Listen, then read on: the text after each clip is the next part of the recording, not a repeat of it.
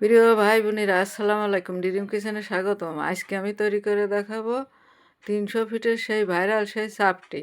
তো সেইটা বানাতে গেলে প্রথমে আমার করতে হবে কি, কিছু চাল নিতে হবে আর কিছু বুটির ডাল নিতে হবে, নিয়ে আমি ভিজিয়ে রাখবো একসাথে করে।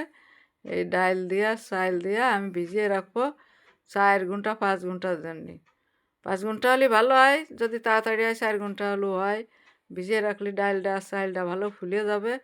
আর ব্লেন্ডারে জারে দিয়ে এটা যে পেস্ট করব, সেই পেস্টটা মিহি হয় ভালো, এটা যত ইয়ে হবে। এখন আমি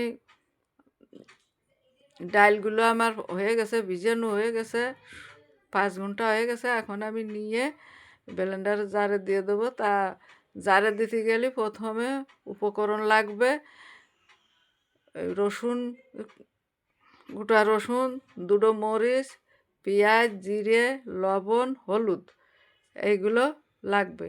এখন আমি ব্লেন্ডারে জারে ডাল আর চাল দিয়ে দেবো, দিয়ে ওই মশলাগুলো সব দিয়ে দেবো।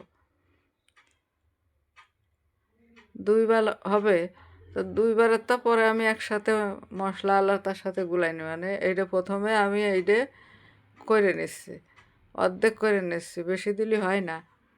এখন সব মশলা একটার ভিতরে আমি দিয়ে দেবো।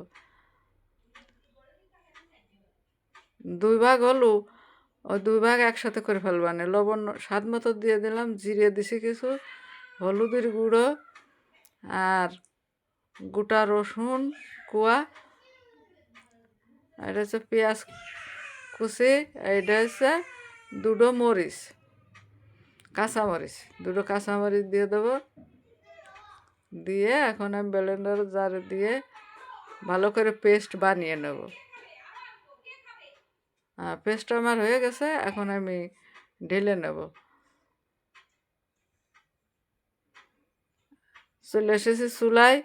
চুলায় এইভাবে তাওয়াটা মাটির খোলা, তো কেউ প্যানেও বানায়, কেউ কড়াইতেও বানায়, কেউ মাটির খোলাও বানায়, নন স্টিকি বানায়। আমি এলো মাটির খোলায়, ওই মাটির চুলায়, মাটির খোলায় সুন্দর করে মচমচে করে বানিয়ে নেব। আস্তে আস্তে জাল দেব, খুব ভালো হবে।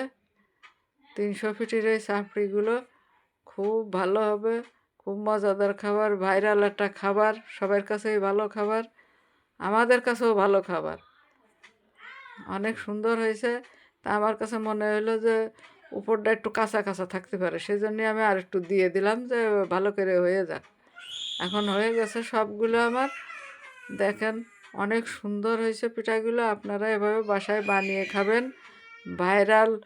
এই অনেক মজা। আমি এই ধনের পাতা বাটা দিয়ে মশলা দিয়ে আমি একটু খেয়ে দেখলাম, খুব সুন্দর, অনেক মজা খাবার, সেই জন্য তো ভাইরাল হয়েছে।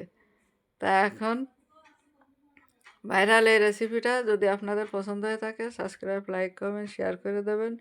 আপনারা সবাই ভালো থাকবেন, সুস্থ থাকবেন। আসসালামু আলাইকুম, আল্লাহ হাফেজ।